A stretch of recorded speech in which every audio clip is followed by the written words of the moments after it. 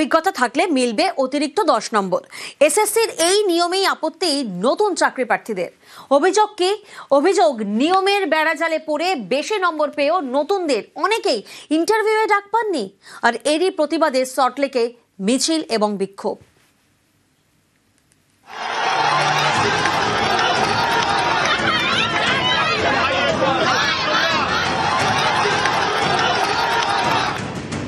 এসএসসির শিক্ষক নিয়োগ প্রক্রিয়া চলছে।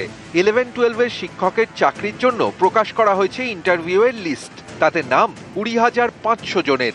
এই লিস্ট নিয়েই আপত্তি নতুন চাকরি প্রার্থীদের একটা বড় অংশের। কারণ যেসব চাকরি প্রার্থীদের স্কুলে পড়ানোর অভিজ্ঞতা রয়েছে তাদের জন্য অতিরিক্ত 10 নম্বর বরাদ্দ করেছে স্কুল সার্ভিস কমিশন। নতুন চাকরি প্রার্থীদের অভিযোগ, এর ফলে তারা অনেক বেশি নম্বর পেয়েও ইন্টারভিউয়ের ডাক পাননি। আমাদের সঙ্গে চরম বৈষম্য করা হয়েছে। আমরা 70 পেয়েও ফ্রেশাররা চাকরিতে ডাক পাইনি, ইন্টারভিউতেই ডাক পাইনি। চাকরি পাওয়া তো দূরস্থ।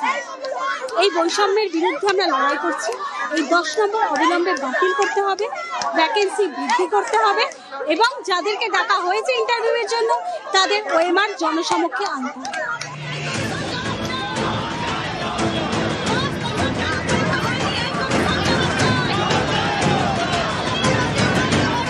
কেউ 9-10 শিক্ষকের চাকরির পরীক্ষা দিয়েছেন, কেউ 11-12 সকলেই নতুন চাকরি প্রার্থী। তাদের দাবি স্কুলে পড়ানোর অভিজ্ঞতার ভিত্তিতে অতিরিক্ত 10 নম্বর বাতিল করতে হবে। এই ইস্যুতে তারা সোমবার পথে নামেন।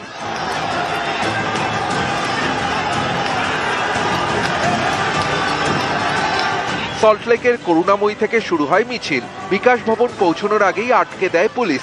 তৈরি হয় উত্তেজনা।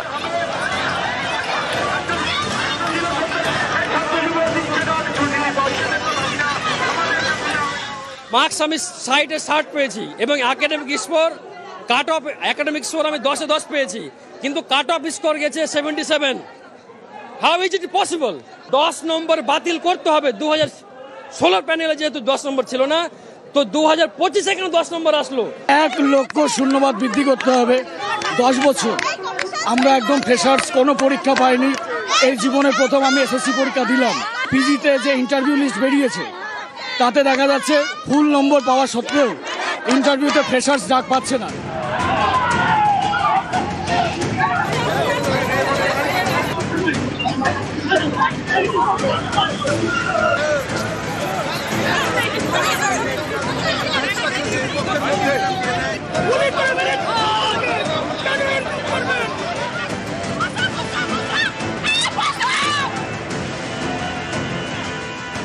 সুপ্রিম কোর্টের নির্দেশে নতুন করে চাকরির নিয়োগ প্রক্রিয়া শুরু করেছে এসএসসি। 11-12 শিক্ষকের চাকরির ইন্টারভিউ লিস্ট প্রকাশ করেছে। এই লিস্ট নিয়ে নানা অভিযোগ। কলকাতা হাইকোর্টে নতুন করে একাধিক মামলা হয়েছে। ইন্টারভিউ লিস্ট চ্যালেঞ্জ করে যে মামলা হয়েছে, সোমবার সেই মামলা শুনানিতে আইনজীবী ফিরদৌস তামিম বলেন, প্রাথমিক শিক্ষক ও মাধ্যমিক স্তরের শিক্ষকদেরও উচ্চ মাধ্যমিক স্তরের শিক্ষকতার জন্য অভিজ্ঞতার ভিত্তিতে নম্বর দেওয়া হয়েছে। 1997 সালে জন্ম হয়েছে এমন পরীক্ষার্থীকেও অভিজ্ঞতার জন্য নম্বর দেওয়া হয়েছে। তখন বিচারপতি অমৃতা সিনহা বলেন, 1997 সালে জন্ম, তাকেও অভিজ্ঞতার জন্য নম্বর, এটা কিভাবে সম্ভব? এক্সপিরিয়েন্স হতে কিন্ডারগার্টেন স্কুলে চাকরি করেছে সেটাও লিখে দিয়েছে। তাদের জন্য তো এসএসসি বলেই দিয়েছে যে তারা ভেরিফিকেশন করবে, সেই জন্য ডাকা হয়েছে। যদি দেখা যায় যে এক্সপিরিয়েন্সের যে ক্যাটেগরি আছে ম্যাচ করছে না, বাদ যাবে। এখন অবধি এসএসসির জ্ঞান মোতাবেক কোনো দাগি প্রার্থীর নাম তালিকায় ওঠেনি। মামলার মতো হোক না।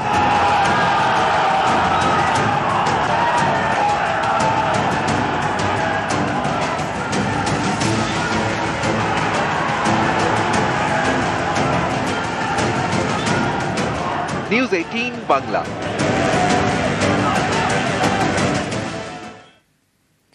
এসএসসির ইন্টারভিউয়ের লিস্টে অযোগ্য শিক্ষকের নাম। রায়গঞ্জের নীতিশ রঞ্জন বর্মন অযোগ্য হয়েও ডাক পেয়েছেন ইন্টারভিউয়ে। আর এই অভিযোগের মামলা এবার কলকাতা হাইকোর্টে।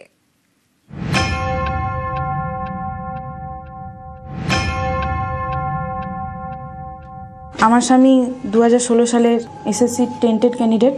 সুপ্রিম কোর্টে আমরা সকলেই জানি, সুপ্রিম কোর্ট থেকে অর্ডার হয়েছিল যে যে সমস্ত টেন্টেড ক্যান্ডিডেট আছে তারা কেউ পরীক্ষা বসতে পারবে না। দেখলাম যে ওনার 11-12 ইন্টারভিউতে ওনার নাম আছে বা ডাক পেয়েছেন উনি। সুপ্রিম কোর্টের নির্দেশ মেনে চলছে নিয়োগ প্রক্রিয়া। 11-12 শিক্ষকের চাকরির জন্য ইন্টারভিউয়ের লিস্ট বের করেছে এসএসসি। সেই লিস্টে নাম 20,500 জনের। এই লিস্টে নাম রয়েছে উত্তর দিনাজপুরের রায়গঞ্জের নীতিশ রঞ্জন বর্মনের।